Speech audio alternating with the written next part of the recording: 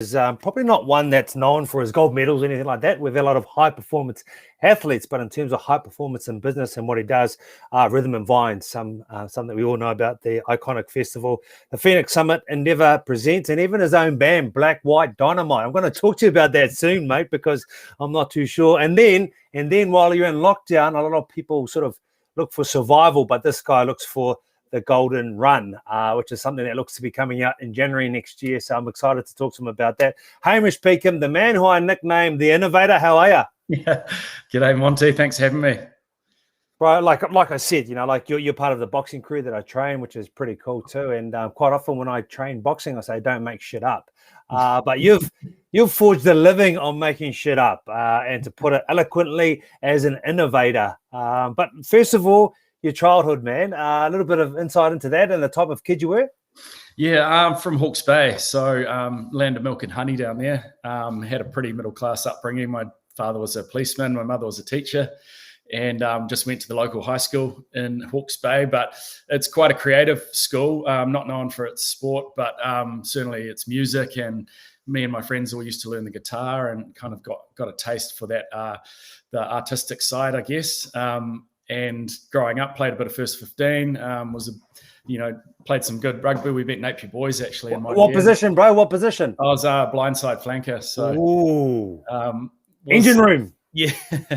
I used to love Zinzan Brook, like taking the kickoffs and big hit ups. And, I love the contact of rugby, but it was never going to be my calling. But left Hawke's Bay, went down to Otago University in the year 2000 and pursued a law career down there. Law. Well, okay, because that's there's a big gap in terms of where we've gone from as a childhood into law and university down in Otago. But your parents, teacher, and a police officer, that makes it interesting. That in terms of the foundations that you needed to be growing up. Okay. So I guess it's in your first year of law, a group of you go away, and there's a holiday that sparks a bit of an idea, man. Talk to us about that, because this idea has moved into something that is huge 15 to 18 years on. Yeah, well, it started at university, and a group of our mates had a little band.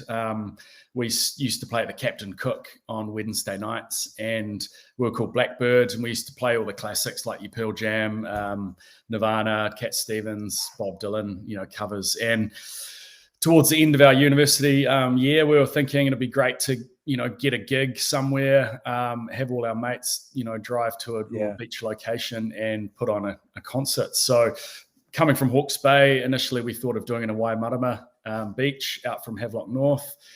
We also thought about places like Nelson and Wanaka. And my flatmate at the time, Andrew Witters, he had, the Waiheka estate, and his father had developed this amphitheatre to host more middle of the road winery concerts. And Andrew encouraged us to write to Dean and see if he'd be interested in promoting this event for us. So next thing you know, we're on a plane to Gisborne with a bit of a wild idea. We came up with the name Rhythm and Vines on the plane up there, and it was set to be a couple of hundred Otago mates. The concept was, if everyone chucked a couple of $100 or $100 in the hat, we could maybe talk to someone like Dave Dobbin or get a number of different mates bands to play. And we went back to Otago after that meeting with, a head full of steam, and, we saw that beautiful venue in Gisborne, and it was just meant to be the road trip, the beach location. And, humble beginnings. We used to put flyers up around, Castle Street at the university library. We used to tell all our mates, and it was the days before Facebook as well. So we had those long-winded emails that used to get sent around the country. Oh, but you're a law student, so that's fine, right? Emails and be eloquent in what you type and write and put forward is awesome. Okay, let's be honest. You're down there in Otago, a lot of mates. How much of the ideas came about while you're having a beer? The camp, that holiday, how did it go from all of a sudden, okay, it's an idea, but was that for you guys and your band initially?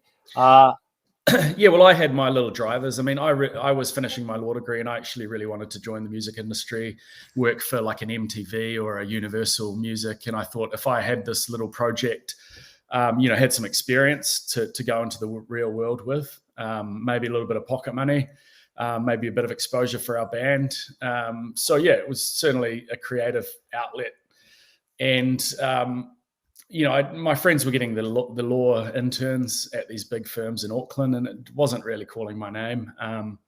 So this certainly excited me. And, talking to the Black Seeds and hustling Red Bull and, all this, grassroots promoting was really exciting. But yeah, you're right. We used to go to the pub, Gardy's was the famous watering hole at the time. And I remember taking a photo of Waiheka Estate to the pub, and we'd walk around to all our, the different groups of mates, and you got your rugby heads and your pretty girls and your different You're validating your idea.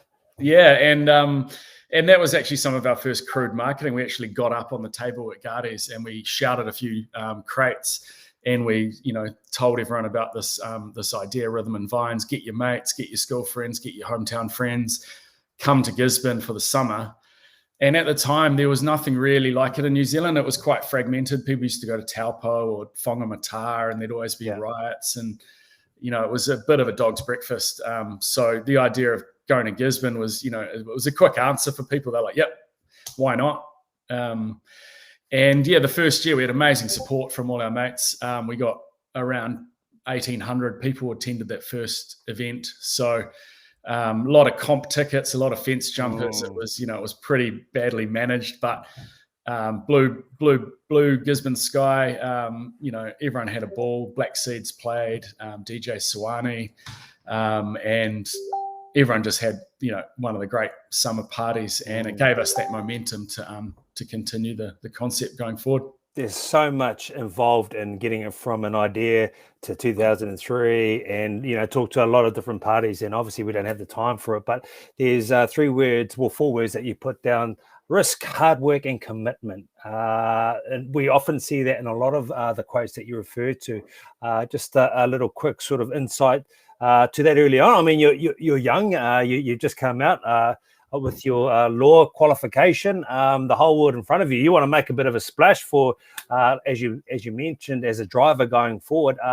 But with those words being said, what's on your mind? Yeah, a lot of naivety. A lot of bullish, ideas. Like, we had this vision, and nothing was really going to stop us. We didn't know the ins and outs of how we were going to do it, but we had some great mentorship from Dean, our friend's father, and he put up some capital.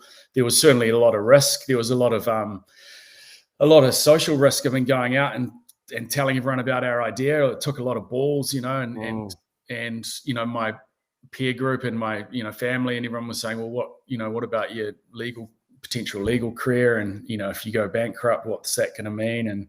But I think we're just full of steam at that age. We're 21, full of space, mate. Yeah. And it was more about, let's have a crack and let's learn. I think I wanted to just keep learning, and it was a great opportunity to get mentored by Dean and have this great idea. Because people don't, ideas are hard to formulate. So we had the bones of it. We had some great support from our friends. We had a great venue. The recipe was there. So why not have a crack? And here I am 20 years later, still continuing the journey. So yeah, you're right. Risk. I can't remember some of the other ones. A bit of tenacity, a bit of stickability. There was definitely some wobbly moments in the lead up to that first event where it would have been easy to just throw the towel in. What stopped you from doing that, bro? Because there would have been a number of moments saying, this is too hard, it's not going to work. And I no doubt you had a lot of voices outside and inside your own head saying, bro, maybe I should have bought now. Yeah, pride, reputation was at stake. But I think we had this vision, like we just wanted to see that amphitheatre full of our friends, and that's still what drives us. It's a great vision and it's a great recipe, getting everyone at that venue for New Year's. And it's, seeing all your mates, or, now 20,000 different smiling faces there enjoying themselves is really, it's really rewarding. And it's just, what did I used to say? I was like, oh, what else is worth fighting for type thing. Like, we really believed in the whole vision and the whole ethos behind it. And if I was to go and chase a legal career, solving someone else's problems, it just wouldn't probably have the same, Yeah, the same. Well, that's 1-to-1 solving problems, right? But that's 1 to 20,000 in terms of the market and audience you look after at Rhythm and Vines, because quite often it's, how are you going to see the new year? What are you going to do? And it's huge, and it's on the top of the list of priorities for people. And how do you feel knowing that all these years on, that it is the iconic festival event to go to? Yeah, it's certainly rewarding, and like we kind of started because there was a gap in the market because there was nothing to do, and it's great that we've been able to provide that entertainment year in, year out for Kiwis. I know all our uni friends used to go to Thailand and Sydney, and New Zealand was just a bit of a backwater, but now people are coming to New Zealand for this event, and people can get excited about this homegrown festival, and it is uniquely Kiwi, and it's the road trip and the the people you meet and the music you discover and the friends. It's just such a good recipe, and I'm just so proud that it's a homegrown recipe as well.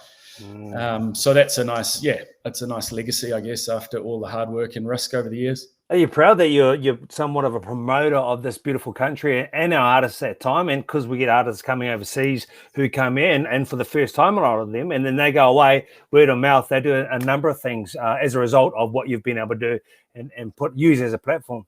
Yeah, certainly. And I think really proud that it's a world-class experience as well. And we've always striven to be aspirational with what we do. We wanted to be on the cutting edge of the music and have the best production and have the best beverages. And we didn't want it to be just a kind of, like a hokey dokey wine and food festival in the backwater. So, we're running a world-class event. The technology, the systems, the styles, the trends. Like, I think we're really doing something that we should be proud of on a global stage. Absolutely.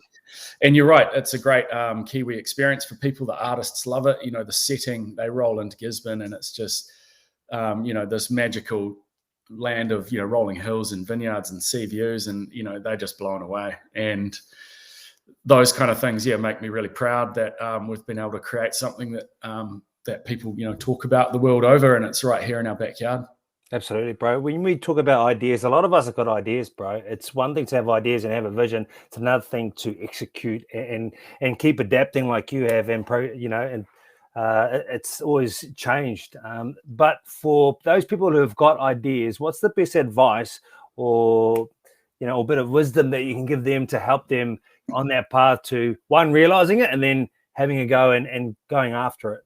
Yeah, certainly those early years, having those mentors, to help guide you and help give you confidence. And we had, our friend's father, he had the business experience, and, he was, how to structure the company, how to, build a budget, and how to, take calculated risks. And had my father, he helped out with his detective background, helped with the consents, and it was great having those father figures as we got our idea off the ground. And I kind of really recommend that, having those mentors in your life to just give you direction, give you confidence, and then surrounding yourself with positive people as well, because there's so many naysayers out there, and it's often sometimes the people closest to you, and they're often sometimes looking out for your best interests, but it's find people that give you that excitement and give you that stimulation and make you feel good about your idea. I think it's really important as well.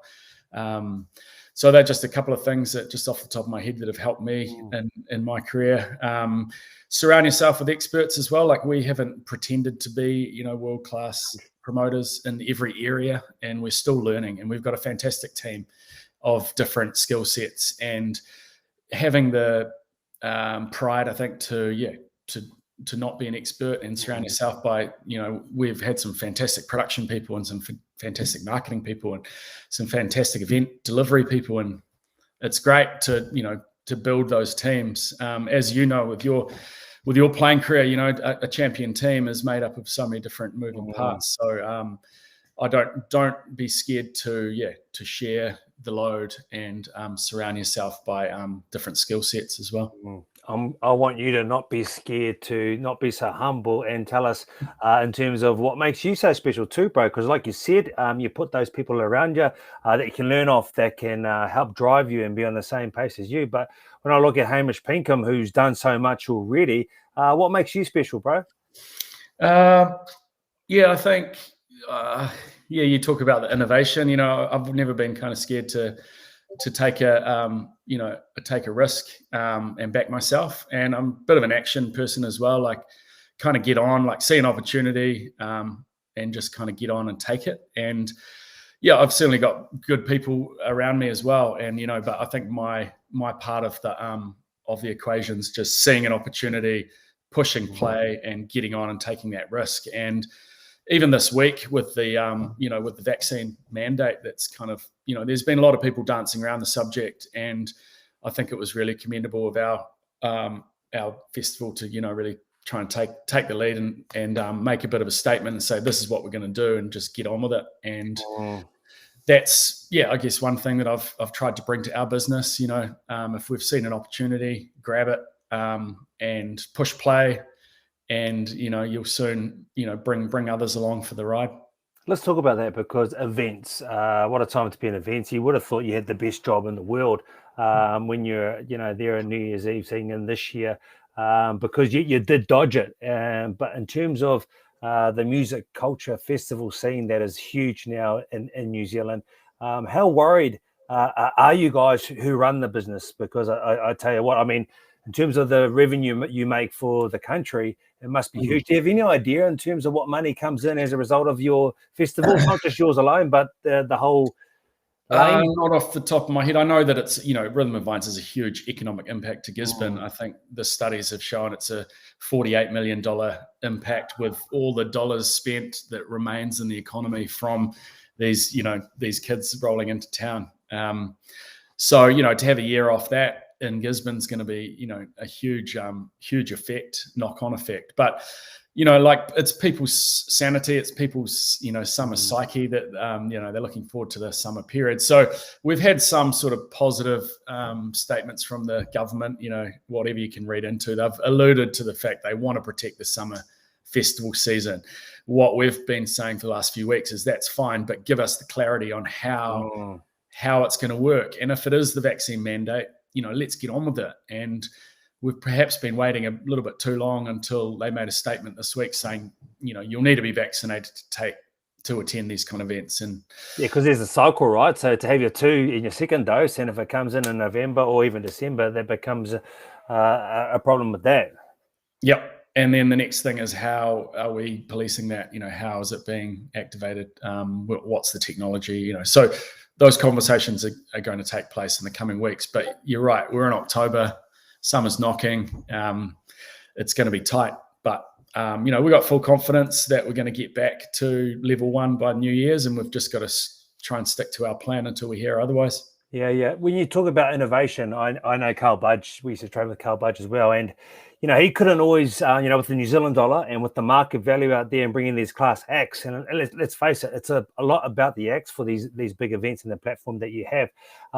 There's been a bit of innovation in and around bringing some of these guys down, because I know you can't always foot it with the big dogs in terms of money. Yeah, so we used to try those tips that Carl does, the hospitality. Unfortunately, these artists don't really want to house. They want the cash, baby. Yeah. And you're probably dealing with one remove. I mean, you're dealing with the agents, so they don't really care about the holidays or the wine tasting or the horseback rides. They're just like, show me the money. But we snuck in behind some of the Aussie festivals, so people would come to Gisborne and then they'd go on to Sydney and Melbourne for the New Year's shows, and we were able to piggyback on a few of those opportunities. And the Kiwi peso doesn't always go as far as other currencies, but now the festival's built. We pay well. We've got a good reputation. The Kiwi crowds are fantastic as well. Like, artists love playing here. The Kiwis, especially with things like bass music and reggae, and it's one of the best places in the world to play drum and bass and play dubstep. And so for artists, to get a good, decent paycheck to come to New Zealand to play at a big festival, it's a great opportunity. The warm Kiwi hospitality, as Budgie, shows, it goes a long way as well. So, we're on the map, and we're not the big Coachellas and the Glastonburys, but we're certainly a great option for a lot of artists. Qualified lawyer, mate. That's still that's crazy. But anyway, you mentioned it's fulfilling doing what you're doing and showcasing this beautiful country of ours to a lot of people. No, you've won a number of awards over the years for entrepreneur and all sorts. You don't strike me as a man of accolades, but how does it feel to get those and know you've achieved some good things in your life already at a young age? Yeah, I think it was really rewarding, some of those tourism awards and the entrepreneur. And if anything, at the time, I remember thinking it'd be great to inspire those next guys coming out of Otago, and not saying don't pursue a career in the corporate world, but if you've got an idea and you've got a bit of tenacity and you've got a bit of mettle, then have a crack. And that's why I really like going down to Otago and telling my story. And I've got a couple of guys I mentor, and it's just trying to pass on a bit of my journey to the next wave coming through, and just saying, look, it can be done. This is what I've done. If you can take anything from it, if you want to park that, corporate career for a few years and pursue some wild idea, then, have a go. So if I can share some of my story and some things I've learned and inspire some guys coming through, then that's a good thing. Yeah, here in Tamaki Makaurau, it's week 8 of the lockdown, and most people of us are thinking, what are we going to get from the pantry, or what are we going to get when we get the opportunity to go takeaways? But you, my man, come up with the golden run. You're newly married. Could you not just be spending more time with Roma? You're thinking of these big things. Talk to me about the golden run, bro, and the idea behind it and why. Yeah, so we've been selling Rhythm and Vines out the last few years. So there's a lot of people on the waiting list that they're on their summer holidays. They want to enjoy, a taste of what we do at Rhythm and Vines. So why don't we take some of the artists around the country in early January to some of these beach locations, Waihi, Blenheim, and swinging back to Auckland. And let's do these little, little tasters, we're calling them, one day hitouts, little one-day crickets, and put together some of the artists that are in the country and put on a show. And we've been working on it for a while, and it wasn't the best time to launch during the lockdown, but we just want to get on with it. Once things open up, people are going to want to attend these kind of things. So they've been really well subscribed. It just shows you that these regions are crying out for entertainment. And yeah, we're building that kind of the golden run. You're right. It's like starts at Rhythm and Vines and ends, first week of January. And if we can put on some shows in that period, it's, keeping us all busy. Do you think it's your mother being a teacher and your dad being a police officer that you want to give back so much, or you are the way you are? Because, I mean, the Phoenix Summit, that's something that you set up to, showcase a lot of other sort of people doing well in their lanes or in business as well. And you seem to be a guy that's very selfless in what you want to do. And even a young guy doing wonderful things, you always want to go and give back. Parents proud of you? Yeah. Thanks for that. I started that Phoenix Summit because when I was a young creative entrepreneur coming through, and I felt all the doors were closed. No one was really giving you a leg up. You had to it was hard to get meetings with people. There was not much fellowship in the creative industries. And I went over to South by Southwest in Austin, and I came away so inspired because as everyone was telling their stories and networking, and it was just such an open forum. And there's not really anything like that in New Zealand. And, some of the work you guys are doing with Manaki and the Ice House, and, there is a bit of an ecosystem bubbling away. But for young musicians and young creatives coming through, be it kind of film or fashion or there's not really a forum to plug into and to be supported. So that's what we're trying to do with the summit. We're trying to create a networking forum, and where you can come and hear inspiring stories, you can network, you can meet leaders of the industry. And if we can pass on some of those, some of that experience to the next generation, then, it's going to be a great legacy. No, that's really good, man. I commend you once again. You're able to give the platform for a lot of people and voice as well. But with summer coming up, and of course you're thinking about the golden run, Rhythm and Vines already sold out. But I knew you were feeling this way in terms of the wedding and that potentially happening and not happening too, because that was with COVID. And I think you got a weekend or the right week, which made it happen. How do you deal with that and the whole industry really, with knowing that there's the big summer period coming up, and everything you do in that off season is for this? how do you stay on? How do you stay mentally right? Because there'll be moments when you drop down, if there is, and how do you stay on and get up from those moments, I guess, to soldier on? Yeah, having a good team, and having that team support. Like, we've got a really tight unit, got really good mutual respect amongst our kind of senior management. We different skill sets, different personalities, but we've built a really strong track record together. And I think I was a bit despondent earlier this week, and it's amazing what can change. And a couple of the guys in our team were picking up the the load and keeping us calm and cool. And then we got some good news about the vaccine passport, and then we got some good news about some MIQ spots, and suddenly your fortunes change. But having that good team to bounce off and to support you, to carry the load, having a good family, being able to switch off, family life balance, I think is great. And recently married and spending time with Roma and my dog, and just switching off from the the stresses of the world we live in is important. Playing the guitar, going for the guitar you play in your band, right? Talk to me about your band, because give us the name of the band again. Well, we were Blackbird, and we're Black White Dynamite as our rock band. So had ambitions as an aspiring musician. Just learning more and more about you, Pinkham. And would love to have kind of given it a crack. I've written a few songs, done some recordings, played numerous shows, but it's a hobby now, and it's a great passion. And I've spent so much time learning how to play, and you never stop learning. And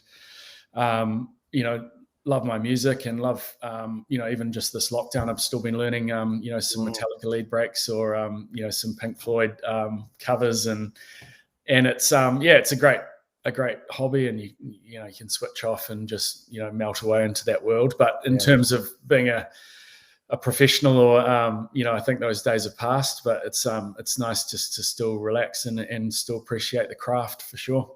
Yeah, you're one of those guys. It's similar to the blues mantra, which is better never stops.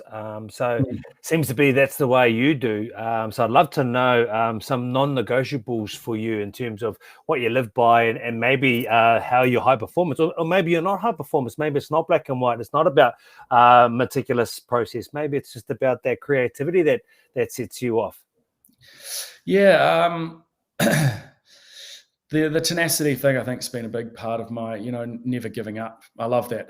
There's a Winston Churchill quote about never, ever, ever giving up. And, we've been through some rocky roads with Rhythm and Vines, and been on our knees a few times, but we've never thrown in the towel, and, just never give up. I mean, it's a great saying. I love the one that we talk about often, is that, dreams don't work unless you do. And, we've come up with some great ideas, and unless you really commit to them and invest in them and work at them, nothing's going to happen, and that's quite a good lesson in all parts of your life. If you've really got to work at something to achieve it. So those are a couple of little slogans that have helped me. High performance, I don't know. Yeah, certainly on the tenacity front, the stickability, the creativity, but still learning, and still got a lot to achieve, and I